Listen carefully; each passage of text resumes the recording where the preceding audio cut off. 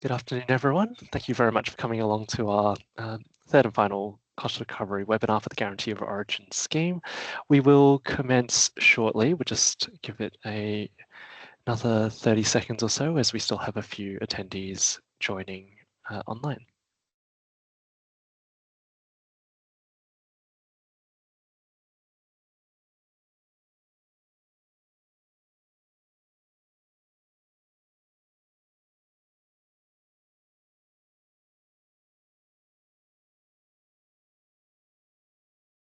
All right, we might get started. So again, thank you very much, everybody, for taking the time to join us at today's Guarantee of Origin Cost Recovery webinar, focusing today on other products to be covered by the scheme. My name is Jet Chong, and I'm the manager here at the Clean Energy Regulator in the Strategic Policy and Analysis team. And my team is responsible for supporting development of the Guarantee of Origin scheme, including on development of cost recovery matters. So thank you very much for your time today. Before we commence with the proceedings of the webinar, I would like to start by acknowledging the traditional custodians of the many lands from which we are dialing in from today. I wish to acknowledge the Ngunnawal people as traditional custodians of the land from which I am dialing in from, and recognise any other people or families with connections to the lands of the ACT and the region. Wish to acknowledge and respect their continuing culture and the contribution they make to the life of the city and the region. And I would also like to acknowledge and welcome any other Aboriginal and Torres Strait Islander people who may be attending today's event. So thank you everyone for joining us. Before we begin, a couple of points of housekeeping. So as you will see at the top of the meeting notification, today's webinar on the Guarantee of Origin cost recovery for other products is being recorded, and links will be made available to the CR website after today's session. During this webinar, your microphones and video feeds will not be enabled, but there will be a Q&A function that I will run through shortly.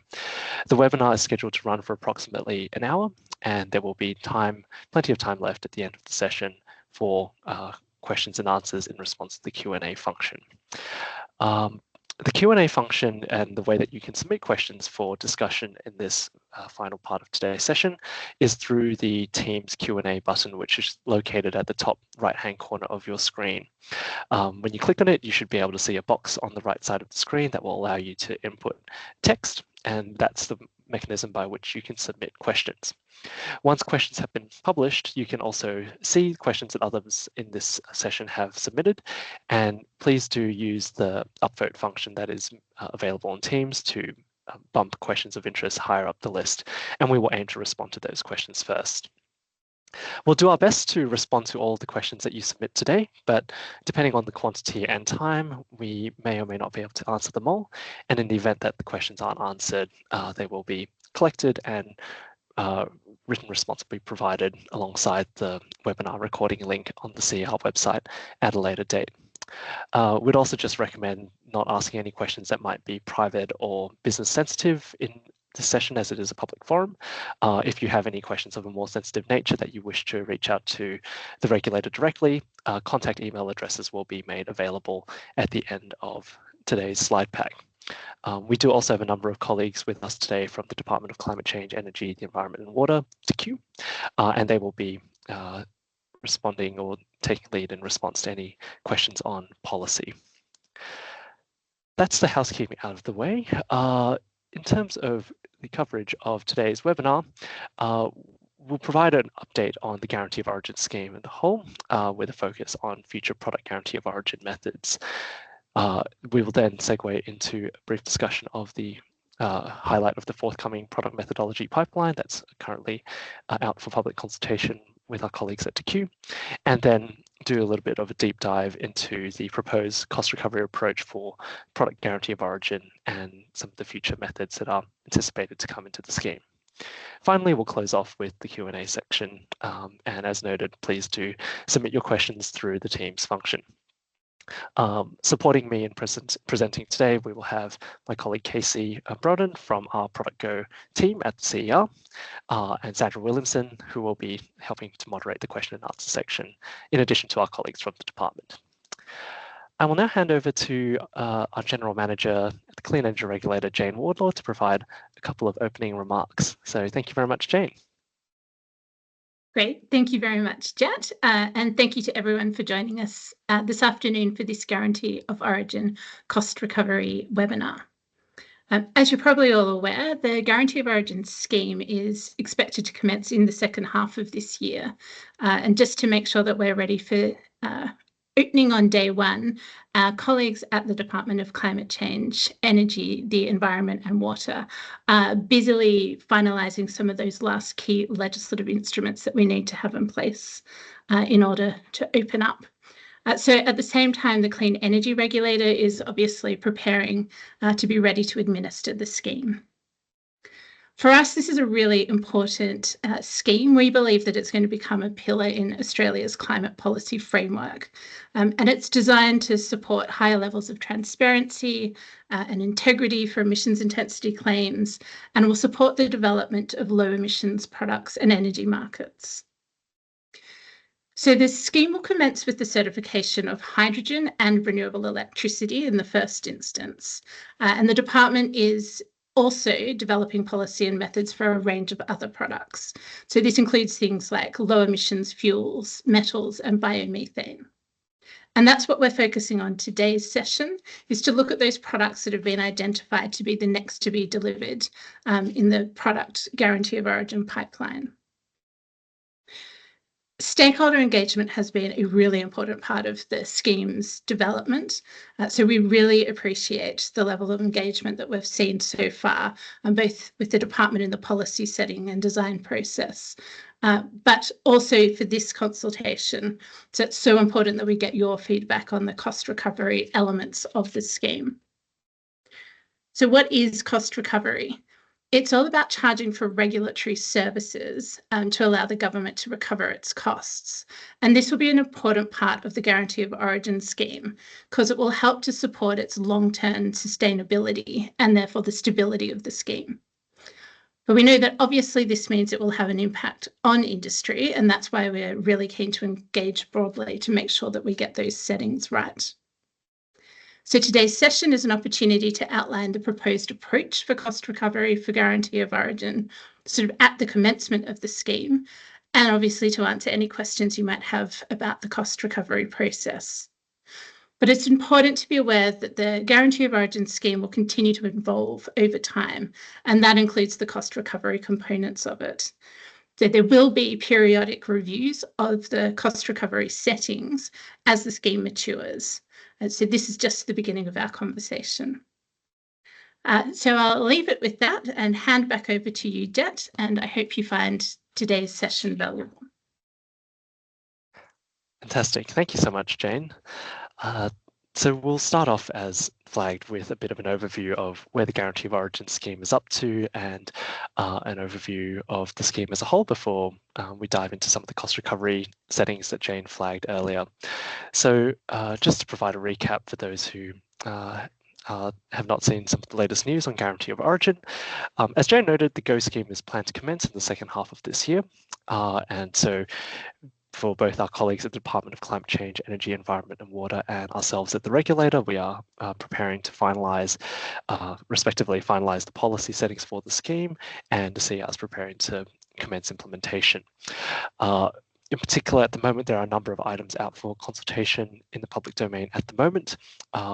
In respect of the cost recovery arrangements, the Clean Energy Regulator has published what's known as a draft cost recovery implementation statement that's available on the DECU Have Your Say public consultation platform, and that sets out the proposed cost recovery arrangements that we are seeking stakeholder input and feedback on. So today's session is very much about walking through some of the items which are highlighted in that document to hopefully inform your ability to provide feedback through that consultation process. Feedback on the draft cost recovery implementation statement is open and will run until the 18th of July. At the same time, we do also have a number of consultation items on other elements of the GO scheme that's being led by our colleagues at the department, in particular consultation on subordinate legislation for the Guarantee of Origin scheme, including the scheme rules and some of the technical methodologies that will underpin the emissions calculations for products certified under the scheme. So that package is also available on the department's website, and the consultation period closes on the same day as the cost recovery elements, that being the 18th of July.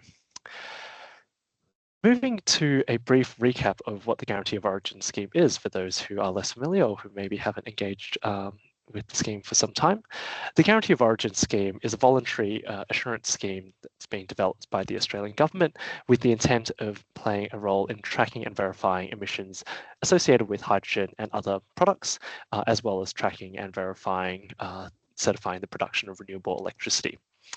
The GO certificates are intended as a transparency mechanism, as a way of combating greenwashing, and will help participants transparently communicate the attributes of their products and renewable electricity to both domestic and international consumers. So really designed to help support the continuing evolution of markets for things like low emissions products and renewable electricity. The scheme has two broad components. The first is called the Product Guarantee of Origin, or PGO side of the scheme, which involves provenance-based and non-tradable certificates that are proposed to capture the emissions intensity and other key attributes of products from the cradle and their production all the way through to the consumer of that product. And we'll be spending a bit of time diving further into the Product Go element of the scheme in a couple of slides' time. The intention of the Product Go scheme is that it will certify physical products like hydrogen with the intent to expand to cover other products over time, and that it will provide a high degree of transparency and visibility into the attributes of a product supply chain and life cycle to help consumers and producers make credible decisions about decarbonisation. The other half of the GO scheme that we won't touch on in as much detail today is the Renewable Electricity Guarantee of Origin, or the REGO element of the scheme. So the REGO certificates are certificates that will certify megawatt hours of renewable electricity produced or potentially stored and later dispatched.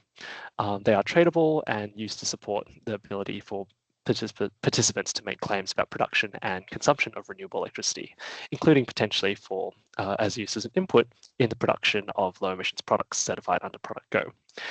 They share a lot of similarities with the renewable energy target and the large scale generation certificates under that scheme, for any who are familiar there.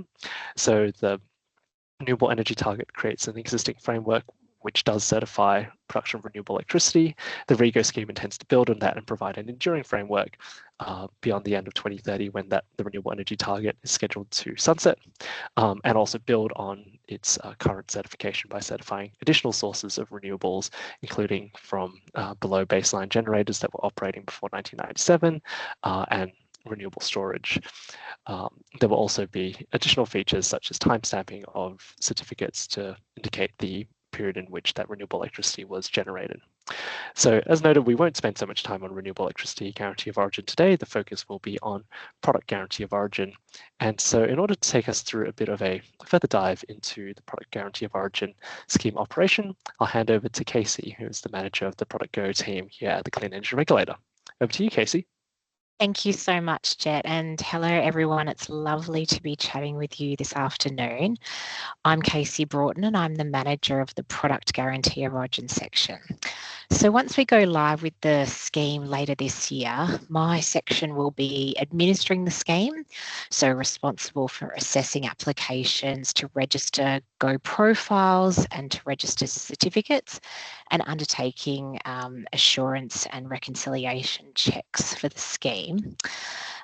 So my section will be a key contact at the Clean Energy Regulator for scheme participants and also those looking to register.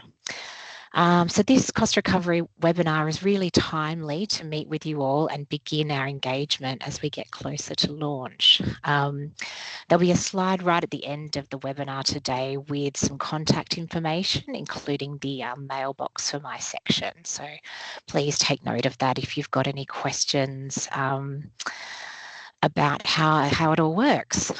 So as we've mentioned, the subordinate legislation for the scheme hasn't yet been finalised and it's still out for public consultation. So what I'm running through in the next couple of slides is the current view of how we see the scheme working, noting that it's still subject to policy finalisation.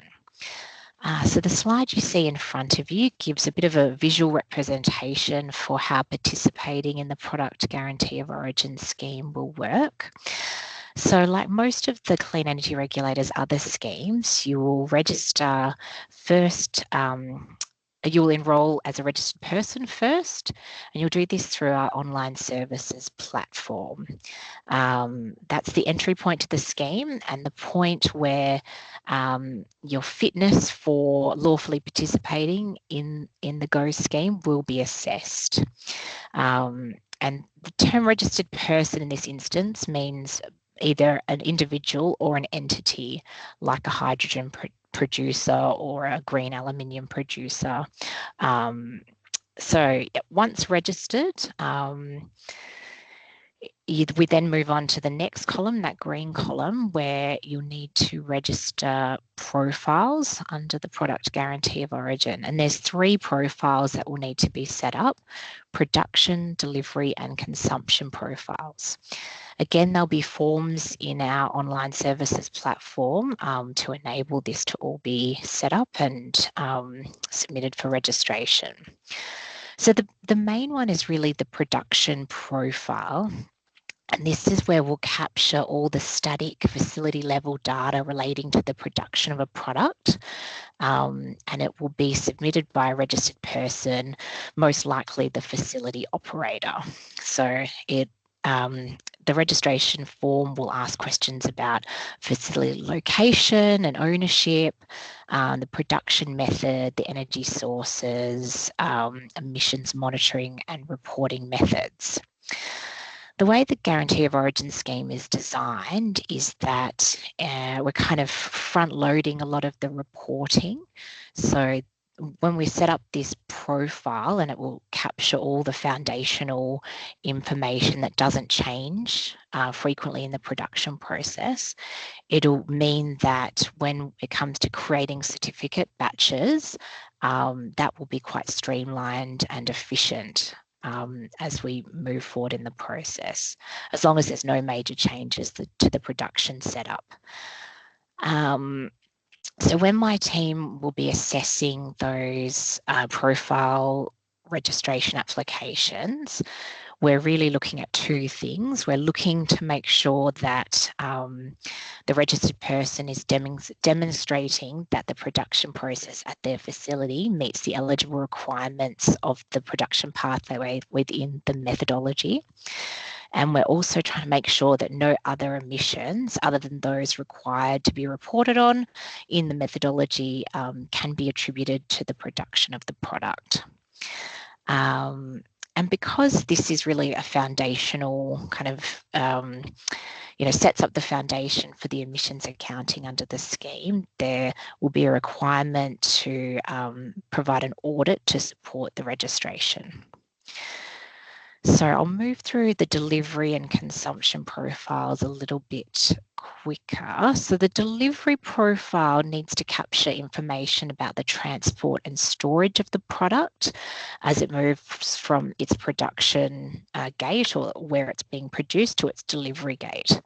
And now the facility that is producing the product could register a delivery profile as well, or there's flexibility in the scheme for a transport company or a storage company to set up that delivery profile as a registered person and provide that information. So this profile includes information about the delivery gate. So if it is being consumed in Australia where that is taking place, or if it is being exported outside of Australia, the export terminal or place where it is leaving Australia, any transport or storage methods used, and the monitoring and emissions associated. The consumption profile captures how and where the product is used. So again, it's the facility details and supporting evidence.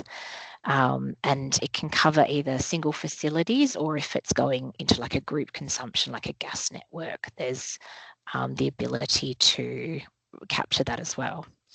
Again, it can be submitted by the product's producer or by an end user or an intermediary, like a gas retailer or something like that. So once the profiles are set up, the holder of the production profile can apply to create certificates. So certificates can be, the way it works is they'll be sort of batched up. For hydrogen, 1 certificate equals a kilo of hydrogen. And then as long as the attributes and emissions for that hydrogen is the same, you can register a batch of the product, and a batch can be anywhere from 1 hour to 1 year of production. It'll be different quantities, like a kilo for hydrogen. It will be different quantities for different products. And obviously once that information is out in the methods, that'll become clearer. So essentially once the production and post-production information, so the production and delivery information is included on the certificate, then they can apply to register those certificates, and that process will hopefully be quite streamlined. We'll do a quick assessment, and then those certificates will be registered, and then consumption information can be added on at a later date. So that's certificates. So moving on to the last column, the one thing I mainly wanted to talk about there is where it says declare. So this is our annual reconciliation process. So this is another, I mentioned the audit that needs to come with the registration of the production profile. This is the other important assurance point for the scheme. So annually after the end of the financial year, we will issue a summary of all of the certificate activity that's happened in the previous financial year to the registered people or persons that hold the production, delivery and consumption profiles. And we'll sort of check everything for accuracy, and then the registered person will need to make a declaration that all the information is accurate and complete. And then this gives us an opportunity to correct any errors or invalidate certificates if there's sort of non-compliance or anything found there. There will be audits associated with this annual reconciliation process as well, and they will be at the first annual reconciliation process and then every 5th anniversary, just to provide that additional assurance that information is accurate and that the scheme has integrity. And then, of course, you can make claims about the low emissions attributes of your product. Obviously, you don't have to wait until that ARC process has finished, but I guess once a certificate has been through an annual reconciliation check, then the attributes are sort of finalised and won't change in the future. Next slide, please. So this slide just gives a little bit of a flavour for how attributes will be captured on the Product Go certificates. So as you can see, there are a lot of attributes that will be captured, and these will be both in the certificate and also published on the Go register. So batch information such as the quantity, production date, location, facility information, the name and the location of the production site, the emissions intensity per functional unit, both the production, the post-production and total kind of delivered emissions intensity of the product. It'll describe the electricity use and the proportion from renewable sources and whether any upstream LGCs or renewable electricity guarantee of origin certificates were used and surrendered to create that renewable energy. Information about co-products, lots of other details, all of the post-production emissions, the consumption information, location, and all of that will be included.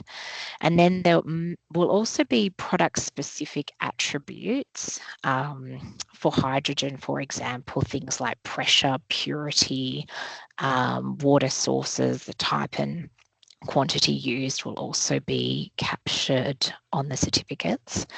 The product guarantee of origin certificates will all be housed in our new unit and certificate register, along with all of the other certificates and credits that the Clean Energy Regulator administers. And all of this information will be published on our public guarantee of origin register as well. That will be on our website. Next slide, please. This just gives a little bit more information about the product guarantee of origin methodology pipeline. As other presenters have mentioned, the first methodology that will be eligible under the scheme will be hydrogen produced by electrolysis.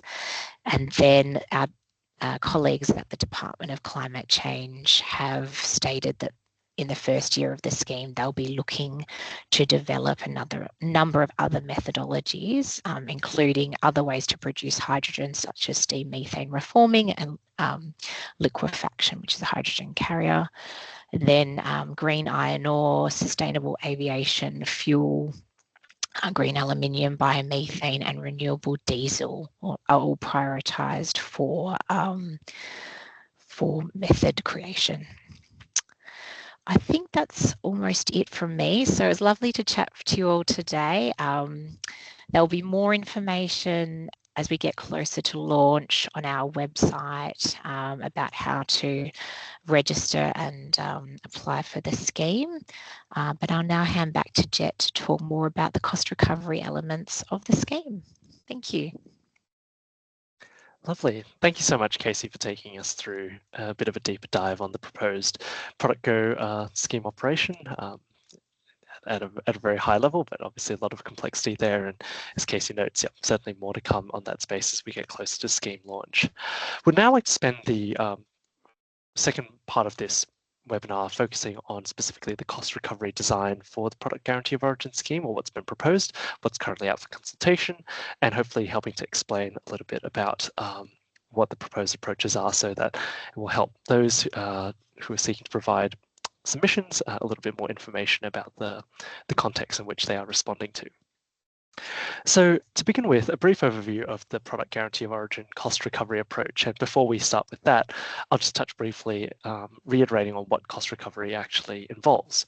So cost recovery refers to the process by which the Australian government charges people in the non-government sector some or all of the efficient costs of undertaking a specific government activity. So cost recovery involves recovering, as the name suggests, recovering costs from delivering services or providing functions to people, which obviously incurs a cost for the operation of those actions. The way that cost recovery is documented in the Commonwealth Government context is through preparation of documents known as the Cost Recovery Implementation Statement, also referred to as a CRIS. This is a standard document that's mandated by our colleagues at the Department of Finance that sets out how these costs are to be calculated and how cost recovery arrangements will be implemented for various schemes and agencies. So that's what cost recovery is on the whole. The guarantee, this is applicable to the Guarantee of Origin scheme because the Guarantee of Origin scheme is intended to be fully cost recovered over time, with the intent that cost recovery arrangements will be phased in order to facilitate an effective launch of the scheme. The proposed arrangements for the Guarantee of Origin cost recovery arrangements are set out in the draft Go Cost Recovery Implementation Statement, which is the document that's currently available on the Department of Climate Change's website and available for consultation and comment before 18th of July.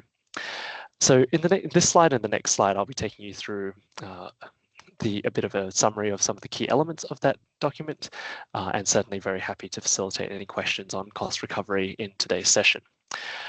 In order to inform the design of cost recovery and map through how what costs to be recovered by the regulator, the Clean Energy Regulator has developed a Guarantee of Origin cost model, which is built in line with the Australian Government charging framework.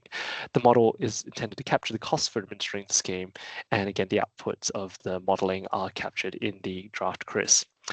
Cost recovery arrangements for Guarantee of Origin, as Jane noted at the top of today's presentation, are very much live and will be subject to an annual review process, and will certainly be reviewed and may be adjusted over time. So in particular, we note that data that will be collected once the scheme is actually operational will certainly feed into future revisions to the modelling that's undertaken and will help to refine that process in the years ahead.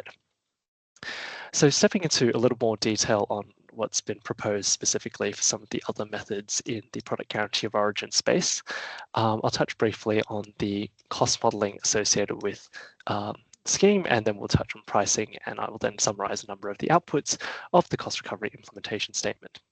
So in respect of the cost modelling and the modelling that's been undertaken to work out what the regulator's costs are in respect of administering various elements of the Guarantee of Origin scheme, we note that the costs that are associated with administering different Product Go products are expected to vary due to differences in the way that the methodologies will operate and differences in the industry as a whole. So for example, we might expect that the complexity of assessing an application to register an iron ore facility may be different to that of registering an aluminium facility, may be different to that of registering a biomethane facility. So of course, the methodologies for some of these future products in the Guarantee of Origin space are not yet finalized, and so the regulator modelling undertakes a number of assumptions in respect of the future volumes and levels of participation, the expected complexity around assessment processes, and assumptions around what the scheme operation for these various methodologies will look like. And all of that is used to inform this first set of modelling, which seeks to model, as with the best data that we have available to us today, what we expect operational costs will look like for these future products. I'll take you through a summary of the outputs of that modelling in a couple of slides' time. One element that I will note, and this is discussed briefly in the cost recovery implementation statement, is that the assumptions that we have made include certain assumptions around what the functional units might be for some of these future methods. So when I refer to functional units, I'm referring to what will be the size of the unit of each certificate for a future method. So as Casey noted earlier, for hydrogen, the functional unit is a kilogram. So each kilogram of hydrogen corresponds to one Product Go certificate for the hydrogen product. This may not be the case for other products. For example, iron ore, aluminium, they may have larger masses as functional units, and so certain assumptions have been made in respect of what those would look like. We note that everything that's set out in the cost recovery implementation statement, particularly in respect of things like functional units, are at this stage assumptions that the regulator has made, and these are not certainly final policy positions, and those will be refined through the policy development process. We note that the choice of functional unit will affect, in a way, the unit costs of particular certificates, because of course, if you have smaller functional units, you have more certificates. So we would expect the costs, the cost per certificate to scale inversely, but the choice of functional unit doesn't actually affect the overall costs associated with administering a particular methodology. So in that respect, we don't expect it to have a material impact on the overall cost modelling approach for the various future products. So that's a discussion around the way that the cost modelling has been undertaken, and it's been undertaken on a product-by-product basis. So you'll see in the subsequent tables that for each of the products which are listed in the forthcoming schedule of products for the PGO scheme, there are different costs associated with each product for each particular point at which fees and levies are to be charged, and that corresponds to the differences in the way that different products are expected to play out. In respect of pricing, the pricing decisions can be taken in respect of how much the government will actually seek to recover from each of these various future methodologies. And in particular, the charges for the Product Go scheme are proposed to be deferred for the first 2 years of the scheme. And subsequently, there will be then phasing in over time. So this proposed deferral is intended to facilitate participation of a new scheme, particularly by nascent industries where there may not be a very established industry presence. For example, industries like the sustainable aviation fuel industry or hydrogen industry are relatively emerging, and so reducing barriers to participation in the GO certification space is intended to help support this uptake and across these sectors. The other intention around deferral of charging is to enable CR to continue to improve its cost estimates by incorporating scheme data once that becomes available. So as noted, that will then feed in to that ongoing cost recovery annual review and enhancement process. We also note that where costs are similar, the CR may choose to group pricing together for certain products. For example, this is proposed to be applied to the various hydrogen methodologies, which we expect to come online in the early years of the scheme. So this provides a bit of an overview of the way that the charge modeling has been set up for the Guarantee of Origin scheme. And the next couple of slides, we will take you through some of the outputs of how that plays out in respect of where charges are to be applied and how much will be charged at each point. So before we get to the size of the costs and the prices, a brief recap on where we expect fees and levies to be payable under the Guarantee of Origin scheme. So on screen here, you see the same flowchart, which Casey stepped us through a little bit earlier. We've now overlaid on top of that all of the charge points in which we expect payments to need to be made to the regulator in order to achieve recovery of costs. So starting at the top, there will be a fee to register as a registered person under the Guarantee of Origin scheme. So that's a common fee applicable to anybody who wants to participate in the scheme in any capacity, whether under the Product Go or Renewable Electricity Guarantee of Origin. You will need to register as a person, and that registration will incur a fee. Once you're in the scheme, if you wish to set up a profile, which is required to participate in the scheme, either to create Product Go certificates or to add information to Product Go certificates about delivery or consumption, there will need to be a fee payable in respect of registration of those profiles.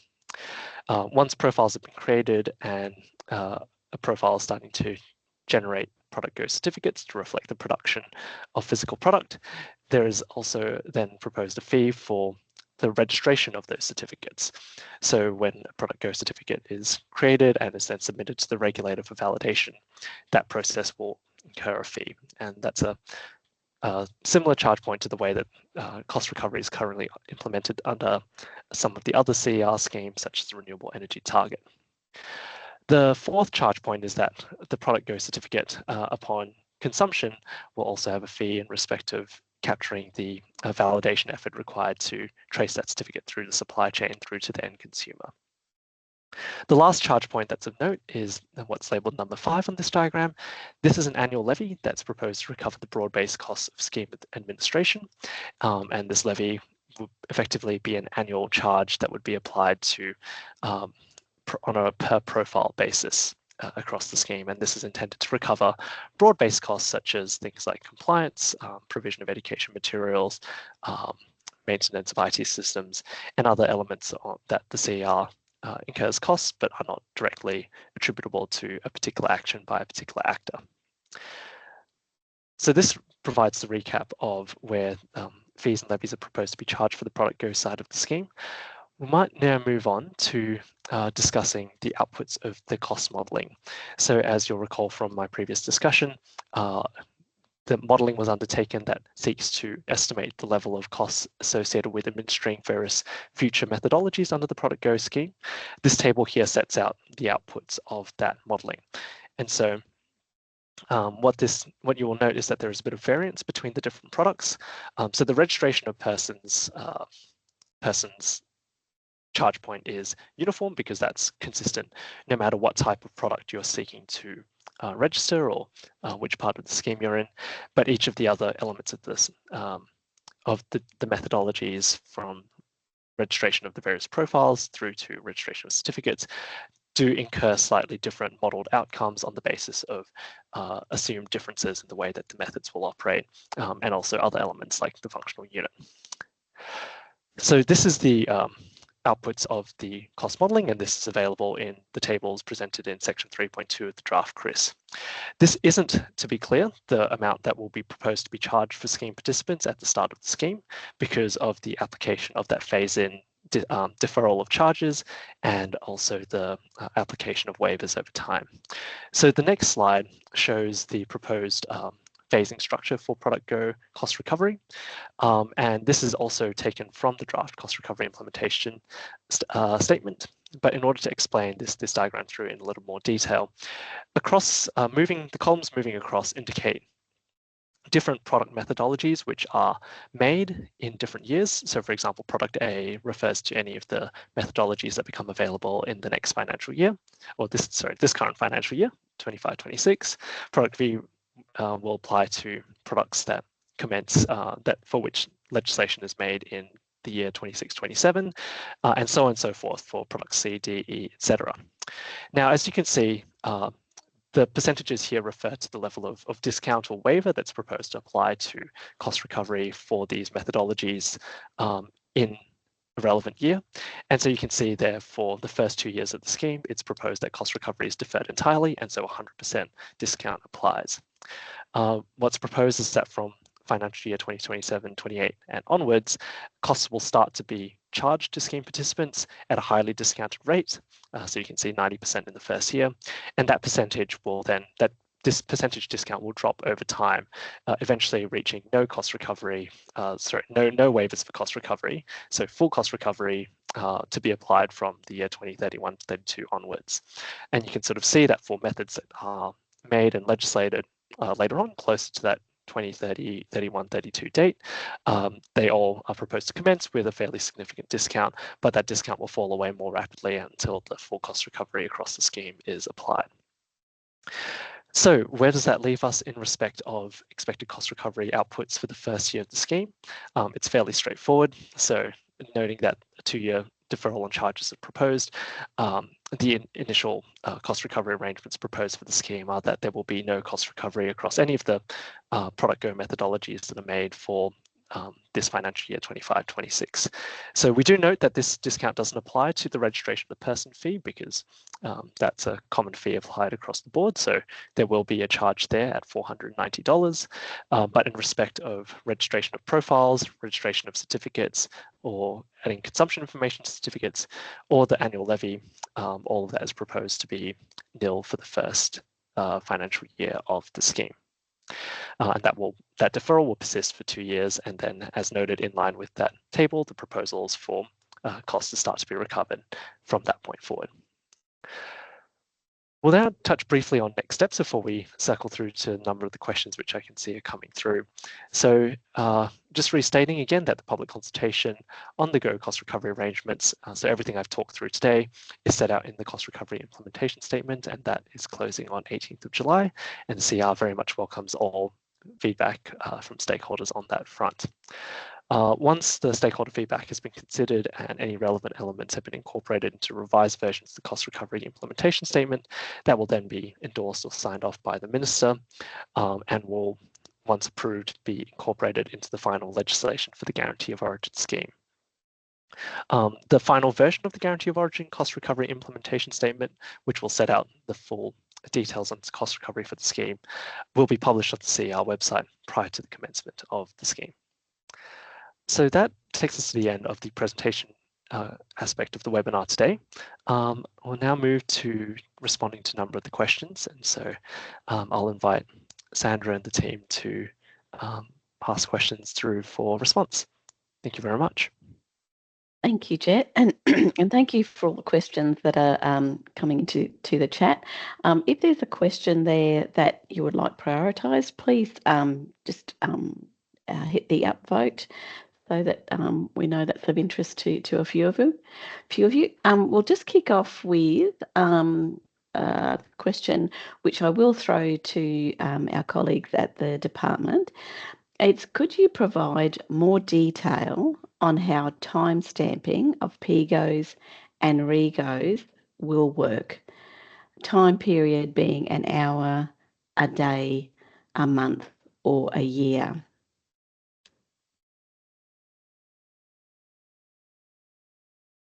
Thank you, James. Thanks, Sandra. Hi, everyone. I'm James from the Department of Climate Change, Energy, Environment and Water, working in the Policy Guarantee of Origin team. So happy to take part of this, and I think the rest of this might be one that's easiest to kind of address and take on notice, because there's a bit of detail in how the REGO side works. In terms of just the Product Go certificate, the information and the timestamping that will be available, as Casey kind of touched on, is associated with the batch. So for a certificate where it's produced as part of a batch of production, that batch will have a batch period, which is the start and end date. So the certificate will have details of that start and end date included on it. So you're not trying to differentiate every specific functional unit with its own tiny time period. Each one would have they'd all be associated with that broader batch period. But as flagged, you could have batch periods that are as short as an hour or up to a year. So you can, that is sort of that flexibility is available to the person producing the product and what they wish to certify. In terms of the REGO, as I flagged, I think that's one that we can address offline, and we can give you some extra details about how that looks in the legislation, what's proposed for certificates. Thank you, James.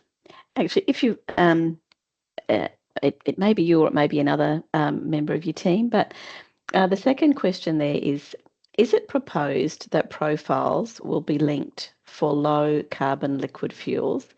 That is, the production of feedstocks would have a profile which are then transported to a refinery facility, which would have a separate profile. Yep, happy to take that one as well. So obviously the methodologies for low carbon liquid fuels and other near expansion products are in development at the moment. So putting that to caveat that everything is sort of subject to consultation, but generally speaking, profiles will relate to the production of the product itself and will then capture any kind of upstream inputs like the feedstocks as part of that profile. So rather than having a specific profile for a feedstock and then having a separate profile that you chain together for the refining of that feedstock, you would have the production associated in this particular example as a would be for the refinery facility, and then you would reflect the emissions associated with creating that feedstock. Transporting the feedstock to the facility would be associated with factors. As I say, this is subject to consultation. There will be certain situations where a feedstock might be associated with a Product Go certificate, or there might be some other certification there. So say if you were using hydrogen as an input as part of a refining process for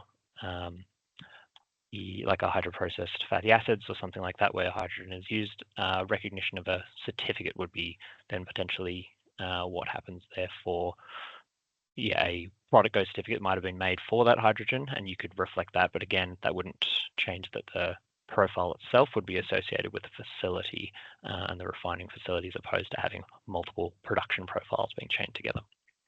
Thanks, Sandra. Thank you, James. The next question I might throw to you, Jet, on this one. So have supply and demand dynamics been modelled with how expensive PGOs and REGOs will be, having full cost recovery in the proposed CRIF? Thank you, Sandra. So I think that this question is potentially referring to the market dynamics and the prices that people might expect to pay for Product Go and REGO certificates in the market. We'll note that the cost recovery process itself is completely agnostic of any sort of market forces that may apply to the certificates. Cost recovery simply refers to the process by which costs incurred by the regulator are recovered for the administration scheme, are recovered through the payment of fees and levies, and so that is completely independent of the sort of future pricing dynamics for any markets that may emerge for these certificates. Thank you, Jet. I might throw to the department for the next question. So will the renewable energy percentage shown on the certificate include renewable energy included in the residual mix factor, if any, or only if LGCs and REGOs have been surrendered? Thanks, Sandra. I'll take that one too. So at this stage, the rules are just proposing that it shows a percentage value. In terms of what that will then show. So there can be more granularity in terms of the details of kind of the calculation of what that renewable electricity percentage includes. That's really subject to whether that's of value to users, whether they want to see that breakdown of the renewable electricity supply. So that could be the LGCs or the REGOs that have been surrendered or retired against the production value. So there may also be, but that would then of course depend on the source of the electricity. So at the moment we're proposing to use the calculation similar to the one that was used for the Corporate Emission Reduction Transparency Report renewable electricity calculations. And so yes, when you're importing electricity, that would be based on the sort of electricity that's been, because it's a market-based approach. So this would be any other electricity that's been surrendered on behalf of all users, and certain people would be, and there'd be certain exemptions as well. So yeah, you would be able to show whether there was the, say, renewable power percentage contributed to the renewable electricity percentage, or whether they were direct surrenders like LGCs or REGOs. But at this stage, just the percentage, the overall percentage value is proposed to be shown, but more granularity is available if that's of value. Thanks, Sandra. Thank you, James. I might throw the next question to you then, Jet. Has the cost recovery amount for a profile considered the proponents are incentivised by the fee waiver to register in the first year that the PGO method has been developed? Thanks, Sandra. So the waiver for cost recovery, the waiver approach for cost recovery has considered factors that generally associate more with the maturity of industries as a whole rather than the maturity of specific individual projects. So we certainly welcome feedback on the proposed cost recovery approach, including the design of the waivers and phase-in design as part of the cost recovery consultation. So yes, any sort of further views on that would probably be best provided through a submission on the cost recovery consultation currently available. Thank you. All righty. Might just throw to you then, James, for this one. Is a PGO method for creating e-methanol being developed by DQ?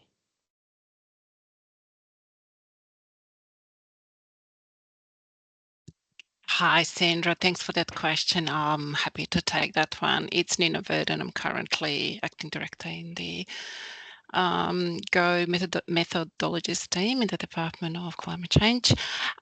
Yes, short answer is yes. We are intending to develop the production pathway for e-methanol, and according to the schedule, we are looking to develop it in sometime during 2026 and at the latest by early 2027. The schedule I just mentioned is available in our explanatory statement for the draft methodology determination for hydrogen produced from electrolysis. And as Jet has mentioned a couple of times, the department is consulting on a package of documents. It includes the draft methodology determination as well as explanatory statement. So in this explanatory statement, at the very end on page 32, there's a flow chart with all pathways we're proposing to develop, those that are currently under development and those proposed to be developed between now and 2027. So we encourage you to have a look and provide your feedback, which will be taken into account when prioritising future tranches of this work. Thank you. Thank you, Nina. Appreciate that. Next question.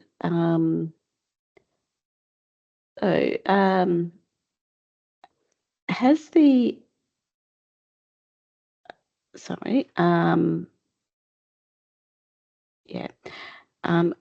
could you explain which costs on the chart are one-time cost payable when register of profile and continuously payable, so costs every year?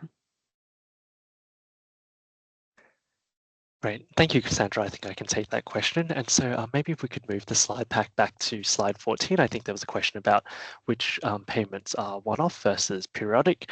And so to clarify, the payments that effectively the payments 1 through to 4, so those fees listed at the top, are all direct payments for service. So you would make a payment every time you made an application of that type. So of course, for registration of a person, for most people, that would only be a one-time payment because you wouldn't be registering as a person multiple times. But if you were to register multiple profiles or register multiple certificates, then certainly every time that you were to make one of those applications, you would pay the corresponding fee. The one that is proposed to be an annual charge that's ongoing regardless of whether any applications are made or not is the charge point labeled number 5, so the annual levy to recover broad-based costs of the scheme administration. And so that's an annual charge that would be applied to on a per profile basis, and that would be irrespective of whether you had made an application or not. You would just need to pay a charge every year to effectively cover the upkeep of that element of the participation. Thank you. Thank you, Jet.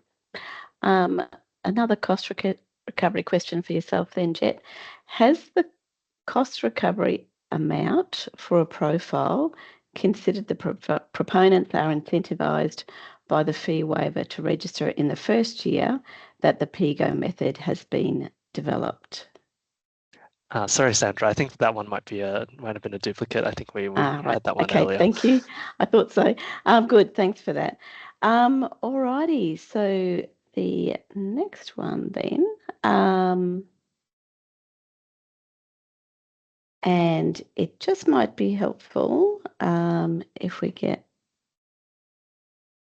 a little bit of clarification in the chat, just in relation to this question. So we have a question which is, will there be a cost for platform to purchase these, or is this cost to be fixed to product that is not separate or possible to pass on? So if we could perhaps just get a little bit of a clarification in the chat in relation to that one. And I'm just not sure that we're going to get to that actually today because we've only got 2 minutes left. So I might just need to hand back to Jet on that one. But if we could get a little bit more information in the chat, that would be lovely. Okay, thank you, Jet. Great. No, thanks, Sandra. So yeah, in respect of that question, if the questioner would be able to provide a bit of clarification, that would be very helpful. In respect of what we think the question is referring to, we'll just note that if the question is around whether the certificates will sort of be separately tradable and whether that cost can be whether there's sort of a platform for trading, we note that the Product Go certificate is not intended to be tradable, and so they won't be separately tradable from the underlying product. They're effectively coupled together. So if that was the nature of the question, then that would be the response. And certainly in terms of market dynamics and the pass-through of cost recovery to sort of future prices of the markets, that's very much in the commercial domain and not something that the regulator would have a view on. So, but if there are any sort of further elements to that question that could be clarified, yeah, please do send them through and we'll try to respond in the last couple of minutes.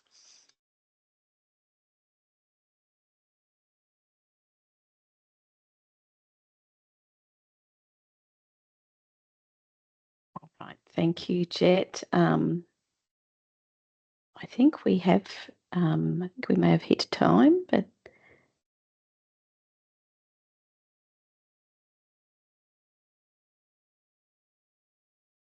Right, yes, I think we have. And so I believe there may be one or two questions which we haven't just quite gotten to. So very, very sorry if that's the case. As noted at the top of today's presentation, there will be a recording and we will seek to respond in writing to any questions that required further elaboration or that we weren't quite able to get to. So thank you very much, everyone, for your patience. Noting that we have hit 3:30 and exhausted the allocated hour, we will call it a wrap on the presentation for today. Thank you very much, everyone, for your time and participation in today's webinar. There's clearly been a lot of interest and questions have come through. So we hope that that's helped provide a little bit more clarity about this process for Guarantee of Origin. If we could just move to the final slide, we do note that this pack includes a number of email contacts across both the regulator and with our colleagues at the department. So certainly if there are any further questions that you have on anything discussed today or anything out for consultation, please don't hesitate to reach out. Thank you again, everyone, for your time, and we look forward to hearing from you further as the Guarantee of Origin scheme development progresses. Have a good day.